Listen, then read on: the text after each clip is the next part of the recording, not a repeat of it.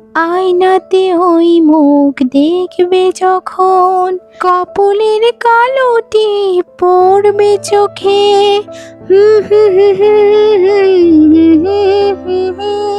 নিজের প্রশংসা নিজে করছি না, আসলে সবকিছুই তো ঈশ্বরের দান। তাই নিজের সৌন্দর্যের প্রশংসা করাটাও বোধহয় ভুল নয়। আমি এত সুন্দরী যে আমাকে নিয়ে পুরো গায়ের মানুষ চর্চা করে। এই যে দেখো, কত জিনিস সাজুগুজু করার। আমার তো আরো চাই। বাবাকে বলতে হবে যেন তাড়াতাড়ি আমাকে সাজগোজ করার জিনিসগুলো এনে দেয়। আর আমি তো স্বপ্ন দেখি বড় বড়, ওই দুঃখীর মতো তো ছোট স্বপ্ন আমি দেখি না। আমার বিয়ে হবে অনেক বড়লোক বাড়িতে, রাজরানীর মতো করে রাখবে আমাকে। এই যে দেখো, হতচ্ছাড়িটার কথা মনে হতেই আমার মনটা খারাপ হয়ে গেল। দুঃখী, এই দুঃখী, এদিকে আয় বলছি। তোকে সকাল থেকে বলছি যে আমার জন্য একটু হলুদ বাটা নিয়ে আয়, আমার কথা তো তোর কানেই যায় না। দুঃখী, এই হতচ্ছাড়ি দুঃখী, এই কালো কুচ্ছির দুঃখীটা কি মরে টরে গেল নাকি?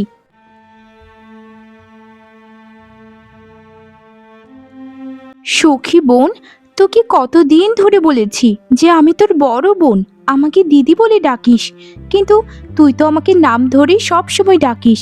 এটা কি ঠিক বল? আচ্ছা, তাহলে ঠিক ভুল কি সবকিছু তোর কাছ থেকে আমার শিখতে হবে? কালোর কালো, কুৎসিতের কুৎসিত, তুই আমাকে শেখাবি যে কোনটা ভুল আর কোনটা ঠিক? তুই যদি নিজেই ঠিক হতিস তাহলে আমি তোর সাথে ভালো আচরণ করতাম। সকাল থেকে যে বলছি যে আমার জন্য একটু হলুদ বাটা কর, আমার কথা কি কখনো তুই কানে নিয়েছিস? আমার আসলে মনে ছিল না, সকাল থেকে সংসারের সব কাজ করে করে তোর বলা কথাটাই আমি ভুলে গিয়েছিলাম। শোন দুঃখী, তোকে একটা কথা বলে রাখি, তোর ওই নামটার মতো না তোর কপালটাও দেখবি দুঃখে ভরা থাকবে। তুই যে আমাকে অহংকার করিস, আমাকে ঈর্ষা করিস, সেটা আমি বুঝিনি মনে করেছিস? তোর মতো কালো কুৎসিত মেয়ের তো বিয়ে হবে কোনো ভিখারির কাছে, কিন্তু আমার বিয়ে হবে রাজবাড়িতে। এটা তো সবাই জানে বোন, যে তোর বিয়ে হবে বড়লোক বাড়িতে অথবা রাজবাড়িতে, কিন্তু আমার সাথে তোকে একদম তুলনা করবি না। আমি হচ্ছি কালো, কুৎসিত দেখতে। শুধু তুই কেন বোন, এই পাড়াগাঁয়ের সবাই আমাকে কুৎসিত মেয়ে বলে ডাকে। আমার যে সংসার হবে আমি সে চিন্তাও কখনো করি না। তুই যদি আমার বড় না হতিস, তোকে লাথি মেরে এখান থেকে দরজার বাইরে বের করে দিতাম। পোড়ামুখী, ইচ্ছে করে আগুন এনে তোর মুখটা আরেকটু পুড়িয়ে দেই। আমি মন থেকে সবসময় প্রার্থনা করি তোর কপালটা যেন অনেক ভালো হয়। আমার বিয়ে হলে হবে, না হলে নেই, কিন্তু তোর বিয়ে যেন অনেক বড় বাড়িতে হয়, তোর সব স্বপ্ন যেন পূরণ হয়, এই প্রার্থনাই করি তোর জন্য সব সময়।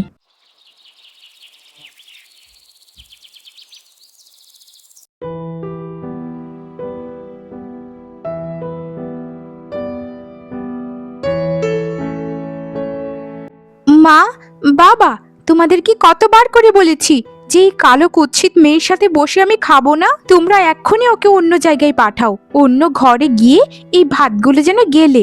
ওর ওই কুৎসিত কদাকার মুখটা দেখলে আমার গলা দিয়ে খাবার নামে না। সখী, তুই কিন্তু সব কিছুর সীমা লঙ্ঘন করে যাচ্ছিস।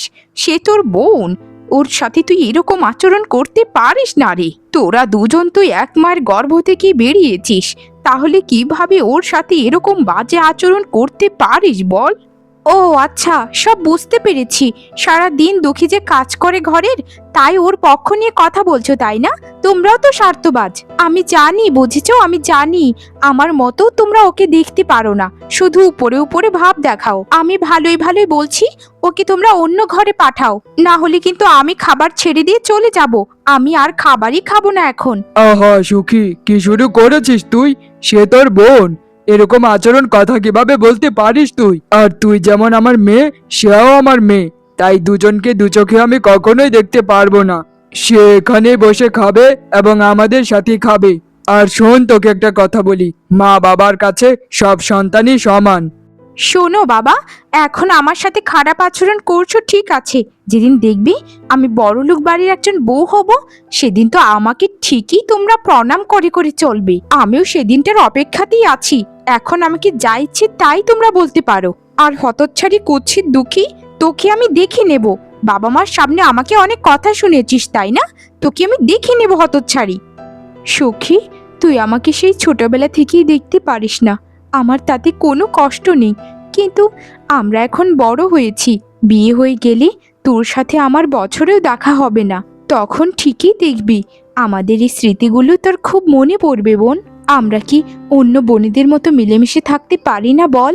ওই যে দেখিস না, গ্রামের দুই বোন জ্যোতি আর জবা, তারা কত মিলেমিশে থাকে। তাদের দু বোনের সম্পর্কটা দেখলে মনে হবে যেন ঈশ্বর নিজের হাতেই সম্পর্কটা তৈরি করেছেন। শোন হতচ্ছাড়ি, তোর ওই বানি কথাগুলো না তোর ওই পকেটে পড়ে রাখ। আমার সাথে তুই কথা বলতে পারবি না কখনো ভালো মতো, কারণ আমি তোকে ঘৃণা করি। তুই কদাকার কুৎসিত দেখতে। আমি কদাকার কুৎসিত মানুষ একদম অপছন্দ করি। আমার বড় মেয়েটার সারাটা জীবনে এরকম দুঃখে দুঃখে গেল, আর তুইও ঘরে থেকে ওর সাথে বাজে আচরণ করিস। জানি না রে, জানি না কার কপালে কি আছে, তবে মায়ের কথাও সত্যি হয়, কখনো ভালো মানুষের সাথে খারাপ হয় না রে। আমাকে অভিশাপ দিচ্ছ তাই না? তোমার ওই 2 টাকার অভিশাপ আমার কোনো কিছুই করতে পারবে না।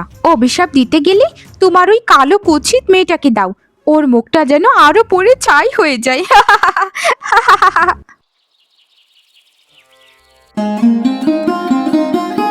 আরে ভাই, তোমার তো কপালই খুলে গেল। তা আজ ইলিশ মাছ বাজার থেকে নিয়ে এলে নাকি? মনে তো হচ্ছে ফসলের বাম্পার ফলন হয়েছে গো। কি বলছো না যে ভাইয়া, কপাল তো তোমার খুলেছে গো। তোমার ছোট মেয়ের বিয়ে হবে জমিদার বাড়িতে, এর থেকে কপাল খোলা আর কি হতে পারে শুনি? আরে কি বলছো ভাই, এটা কি সত্যি নাকি? কিন্তু বড় মেয়েটাকে রেখে ছোট মেয়েটাকে কি করে বিয়ে দেবো বলো তো? আরে তুমি কি পাগল না পায়জামা? বড় ছোট বাদ দাও, জমিদারের ছেলের বউ হওয়াটাকে মুখের কথা মনে করেছো নাকি? দিয়ে দাও দাদা, দিয়ে দাও, সব থেকে ভালো হবে, বুঝেছো? আর তোমার বড় মেয়েটার যে অবস্থা, কে যে বিয়ে করবে কে জানে, কালো কুচিত কদাকার দেখতে। কি করব বলো, পিতা হয়ে কি সন্তানকে জঙ্গলে ফেলে দিয়ে আসতে পারি? তার যদি কোনোদিন বিয়ে না হয়, সারা জীবন আমার কাছে রেখে দেব। তাহলে আমি এখন যাই, কেমন? সে যাও ভাইয়া। বাবা বাবা, এই তো মেয়ে নয়, যেন চাঁদের টুকরো। আমার মেয়েকে আপনাদের পছন্দ হয়েছে মালকিন, এর থেকে খুশির সংবাদ আর কি হতে পারে? আমাকে একদম মালকিন বলে ডাকবেন না গো। এখন থেকে আমরা দুজন বিয়াই বিয়াই। লোকমুখে যতটুকু শুনেছি তার থেকেও আপনার মেয়ে ঢের সুন্দরী। আমাদের তো এরকম একটা সুন্দরী বউয়েরই দরকার ছিল। আমি কি স্বপ্ন দেখছি নাকি বাস্তব? আমি তো এরকমটা সারা জীবন চেয়েছিলাম। আহারে, মায়ের ছেলের শরীরে কত কত গয়না, সব তো দেখা যাচ্ছে সোনার, শুধু সোনার গয়না। তা দিদি, আপনারা কোন দিন বিয়ের তারিখটা ফেলেছেন একটু দয়া করে বলুন। আমরা দিনকাল সব ঠিক করে এসেছি। আগামী রোববারে আপনার মেয়ের সাথে আমার বিয়ে। আচ্ছা ঠিক আছে বাবা জীবন, সেই কথাতেই থাক তাহলে। আগামী রোববারই আমার মেয়ের সাথে তোমার বিয়ে। আমার বৌমা এত সুন্দরী যে সবাই শুধু চেয়ে চেয়ে দেখবে। আমি তাকে সোনায় মুড়িয়ে নিয়ে যাব আমার ঘরে।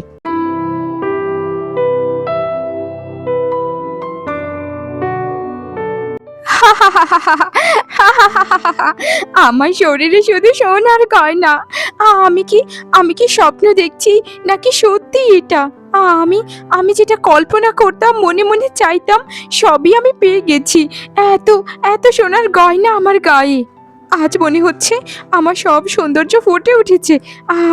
আমাকে কেমন দেখা যায়, কেমন দেখা যায়? একটু আয়নাতে গিয়ে তাড়াতাড়ি দেখি। বেচারি দুঃখী, তোর কপালটা কি পোড়া রে। দেখ দেখ, আমার এই সৌন্দর্যের জন্য আমার কোথায় বিয়ে হয়েছে। আর তোর তোর কি অবস্থা? তোর তো মানুষের কথা শুনে শুনেই মৃত্যু হবে মনে হয়। তোর জন্য দুঃখ হয় রে। তুই এক কাজ করতে পারিস দুঃখী, কোথাও গিয়ে মরে যেতে পারিস।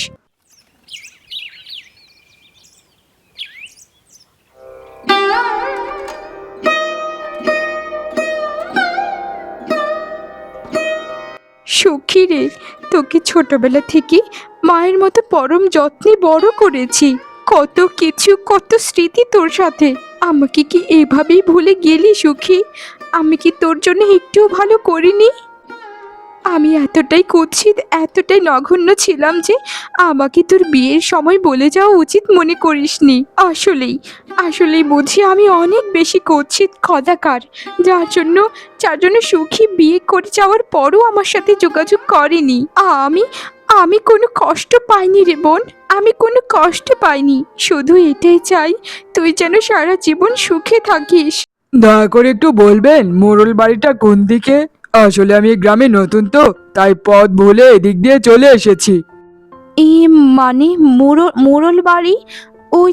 ওই যে সামনের দিক দিয়ে গিয়ে হাতের ডান দিকে একটু যাবেন, তাহলেই কিছুক্ষণ পর মোড়ল বাড়ি পেয়ে যাবেন। কিন্তু মোড়ল বাড়িতে আপনার কি দরকার?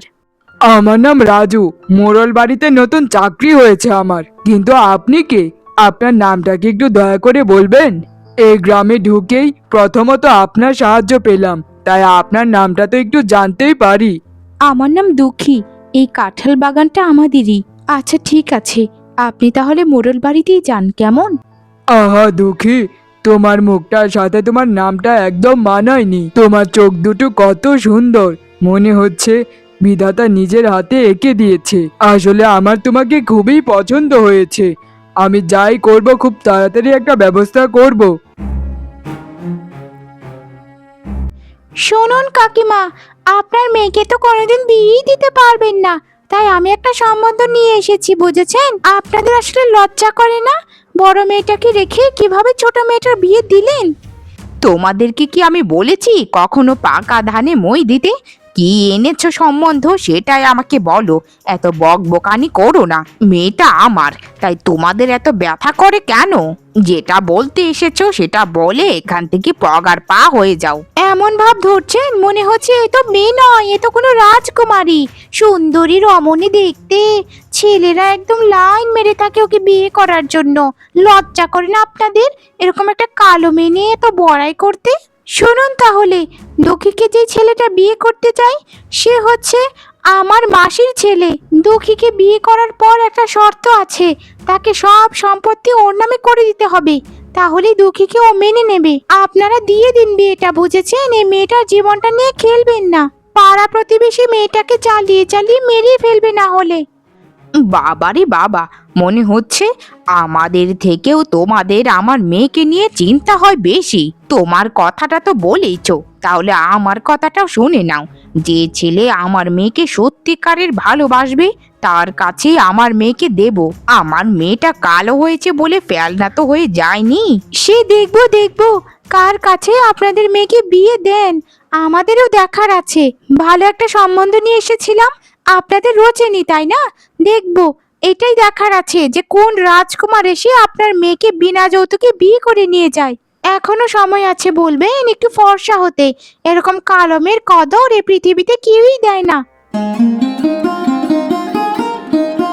আমি যদি খুব বেশি ভুল না করে থাকি, এটাই বোধহয় দুঃখীদের বাড়ি, তাই না? আর আপনারা মনে হয় দুঃখীর বাবা মা। হ্যাঁ বাবা, কিন্তু তুমি এখানে কেন এসেছো বলো তো? দুঃখী কি কোনো কিছু করেছে নাকি? কিছু কি হয়েছে নাকি বাবা? এরকম ভাবে চুপ করে আছো কেন? তেমন কিছু হয়নি। আসলে আমি একটা কথা বলতে এসেছি। দুঃখীকে আমার খুবই পছন্দ, আমি ওকে বিয়ে করতে চাই। আমি পাশের গাঁয়েরই ছেলে, আমার নাম রাজু। আমার বাবা মা এই তিন কুলে কেউ নেই। আপনারা যদি দুঃখীকে আমার সাথে বিয়ে দিতেন, আমি আপনাদেরকে কথা দিচ্ছি সারা জীবন দুঃখীকে আমি সুখী রাখবো। আমরা কি করে তোমার হাতে তুলে দেব বাবা? কোন সাহসে তুলে দেব? আমার মেয়েটা কালো, তুমি তুমি ওকে কি দেখে পছন্দ করেছো বলো? গায়ের সব মানুষ আমার মেয়েকে ঘৃণা করে, শুধু ওর গায়ের রংটা কালো বলে। তোমার হাতে আমার মেয়েটাকে কোন ভরসায় তুলে দেব বলো? তুমি একবার বলো। আমাকে বিশ্বাস করুন মা, আমি দুঃখীকে যেদিন কাঁঠাল বাগানে প্রথম দিন দেখেছিলাম সেদিনই আমি ভেবে নিয়েছি যে বিয়ে করলে আমি দুঃখীকেই করব। বাবা মা, আমার তো বাবা মা নেই, আপনারা এখন থেকে আমার বাবা মা। আপনাদের কাছে আমি হাত জোর করে বলছি, দুঃখীকে আমার করে দিন। আর দুঃখী তো এই গায়েই থাকবে। গায়ের শেষের দিকে আমি একটা ছোট্ট ঘর বানিয়েছি। আচ্ছা ঠিক আছে বাবা, তুমি যখন এত করে বলছো তাহলে এই সম্বন্ধে আমরা রাজি আছি, কিন্তু দুঃখীকে তুমি খুব সুখে রেখো বাবা।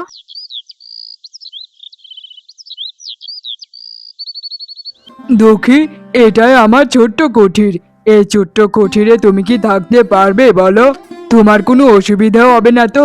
আমি তোমাকে কথা দিচ্ছি, আমি অনেক পরিশ্রম করে টাকা উপার্জন করে তোমাকে একটা দালান বাড়ি করে দেব।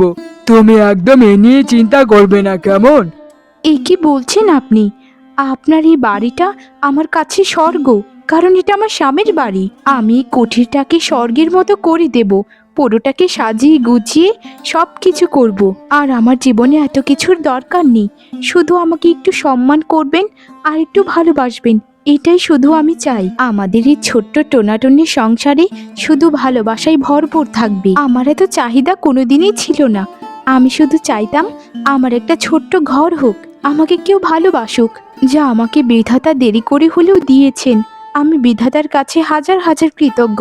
আমিও বিধাতার কাছে চাইতাম যেন আমার একটা খুব ভালো মনের বউ হোক। আর একটা কথা মনে রাখবে, নিজেকে কখনো অসুন্দর মনে করো না। তুমি তুমি আমার কাছে পৃথিবীর সব থেকে সেরা সুন্দরী। আজ জানেন, আজ নিজেকে একটু মানুষ বলে মনে হচ্ছে। আমার এক সুন্দরী বোন ছিল, তার নাম সুখী। সে আমাকে একদিনও একটু ভালোবাসেনি। আমি তাকে ছোটবেলা থেকেই ভালোবেসে বড় করেছি, তবে ওর জন্য আমি প্রার্থনা করি যেন সে সবসময় সুখে থাকে। বেরিয়ে যা, বেরিয়ে যা বলছি হতচ্ছাড়ি। তোর মতো লোভী মহিলা আমি আর জীবনেও দেখিনি। তোকে বিয়ে করার সময় আমার মায়ের সকল গয়নাগাটি তোকে দিয়েছিল, তারপরেও তোর শুধু গয়নার লোভ আর গয়নার লোভ। কিন্তু তোর লোভ তো দিনকে দিন বেড়েই চলেছে। একটা কাজও কোনো করিস না, মায়ের সেবা যত্ন তো করিস না, মায়ের সাথে ঠিক মতো কথাও বলিস না। তোকে আমি একটা কাজও করাইনি দিয়ে, তারপরে তোর লোভ যায়নি। আমাকে ক্ষমা করে দিন, আমি আর কোনো দিন এরকম করব না। আমাকে ক্ষমা করে দিন। আমি আমি আপনাদেরকে কথা দিচ্ছি, আমি কোনোদিন আর লোভ করব না। আমি আর কোনো সোনার গয়না চাইবো না। আমাকে এভাবে বাড়ি থেকে বের করে দেবেন না, আমি সমাজে মুখ দেখাতে পারবো না। এই কথাগুলো এই নিয়ে তুই 70,000 বার বলেছিস, তোর আর কোনো ছাড় নেই। তুই আমার ছেলের জীবন থেকে বেরিয়ে যা বলছি হতচ্ছাড়ি। গরিবের ঘরের সুন্দরী মেয়েকে এনেছিলাম আমার ঘরের বউ বানিয়ে, কিন্তু আগে জানতাম না যে এই মেয়ে এত লোভী। তোর ওই রূপ দিয়ে তুই জল খা কেমন। এর থেকে ভালো তো তোর বড় বোনটাই ছিল। রূপ ছিল না ঠিকই, কিন্তু ভালো মনের মানুষ ছিল। শুনেছি তারও নাকি বিয়ে হয়েছে, সে অনেক সুখে আছে। গায়ে গায়ে তার সুখের সুনাম ছড়িয়ে পড়েছে। তুই তো ওর মতো হতে পারলি না, তুই শুধু রূপেরই দেমাক করে গেলি আর লোভ করে গেলি। এখনো সময় আছে, বাড়ি থেকে চলে যা, না হলে কিন্তু দারোয়ানকে দিয়ে ঘাড় ধাক্কা মেরে তোকে বাড়ি থেকে তাড়িয়ে দেবো। হতচ্ছাড়ি, উপরে উপরে সুন্দরী হলে কি হবে, ভিতরে তো তোর মনটা একদম কালোর কালো।